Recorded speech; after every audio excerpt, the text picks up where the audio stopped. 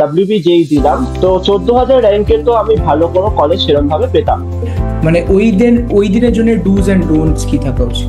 একটা 2-3 বছর যত যাই তুমি প্রিপারেশন করেছো, তোমার পুরো প্রিপারেশনটা ডিপেন্ড করছে তুমি ফাইনাল ডেতে গিয়ে কতটা ইম্পর্টেন্ট পারফর্ম করছো। বললে কি তোমার ম্যাথামেটিক্সে স্কোর ছিল 30, তারপরে ফিজিক্স কেমিস্ট্রিতে 40? খুবই মনে হচ্ছিল যে আমার পরীক্ষা মনে হয় খারাপ হয়ে গেছে। আমি ফেরত আনলাম সেই জোন থেকে, ম্যাথমেটিক্সের জোন থেকে আমি নিজেকে বার করলাম যে আমার ফিজিক্স কেমিস্ট্রি এক্সামটা এখনো বাকি আছে।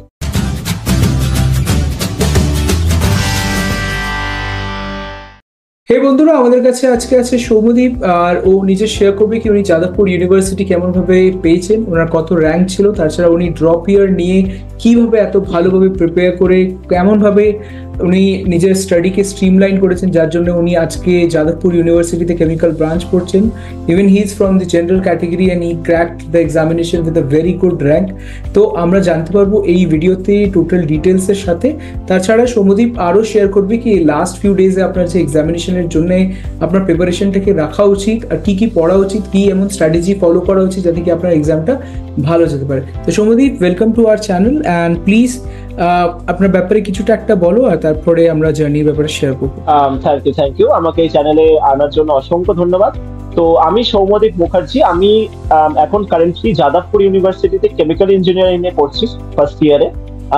লাস্ট ইয়ার ডাব্লিউবিজেইতে আমি 1651 র্যাঙ্ক করেছি এবং আমি যাদবপুর ইউনিভার্সিটিতে অ্যাডমিশন নিয়েছি।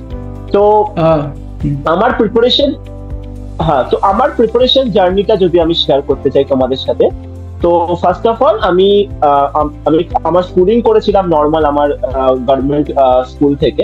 তো আমি যে বছর পাস করেছিলাম আমার মাধ্যমিক এক্সামিনেশন, তো সেই বছর ছিল করোনা, কোভিড এসে গেছিল সেই বছর। তো সেই বছর 11-12টা আমার বেসিক্যালি সেইভাবে কম্পিটিটিভ এক্সামিনেশনের জন্য আমি কখনো পড়াশোনা করতে পারিনি সেইভাবে। তো আফটার ক্লাস 12, যখন আমি ক্লাস 12 এর এক্সামিনেশনটা দিলাম, তারপরে আমাকে ভাবতে হলো যে এবার আমি কি করবো। তো ফার্স্ট যখন আমি ক্লাস 12 এর সাথে অর্থাৎ 2022 সালে যখন আমি ডাব্লিউবি যেই দিলাম, সেই বছর আমার 14,000 র্যাঙ্ক এসেছিল, 14,000 আমার র্যাঙ্ক এসেছিল। তো 14,000 র্যাঙ্কে তো আমি ভালো কোনো কলেজ সেরকম ভাবে পেতাম। তো সেই জন্য আমি ডিসাইড করলাম যে আমি ড্রপ নেব।